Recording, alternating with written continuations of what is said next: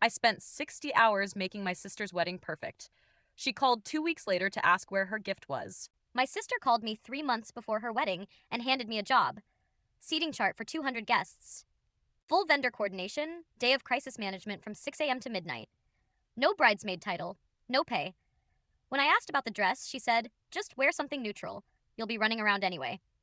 I bought a $160 dress with my own money and got to work. Those 3 months destroyed me quietly. Full time job during the day, vendor emails, and last minute seating changes at night. Kayla would drop new guests on me without warning, blow up hours of work with a single text, and never once ask how I was holding up. Every call was the same: new problem, new request, hang up. I started dreading her name on my phone. Wedding day, I was there before sunrise. I mediated a breakdown between the florist and venue coordinator over whether ivory and cream were different colors. I seated late guests. I handled a payment issue that should have been resolved weeks earlier. I watched my sister walk down the aisle from the back of the room because I had to stay near the door. She was radiant. She didn't look at me once. There was a $120 plate of food with my name card on it.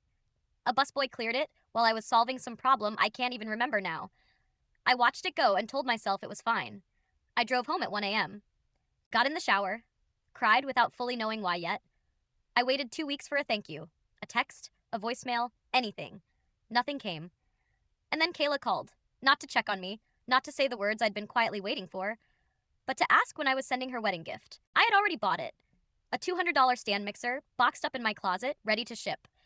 I was staring right at it while she talked, and something that had been bending under pressure for months, for years honestly, just broke clean through. I returned the mixer the next morning without a second of hesitation. The fallout was instant. Kayla screamed. My mom called me selfish and cried mid sentence. My aunt sent a message so long I had to scroll 3 times to reach the end, all about sacrifice and unconditional love and what family is supposed to mean. My uncle, who I speak to twice a year, somehow had a fully formed opinion about my character. I sat in my car and read every single message, and I waited for the guilt to show up, because it always had before. Every time I'd ever pushed back or chosen myself for even a second, the guilt was right there, waiting outside the door.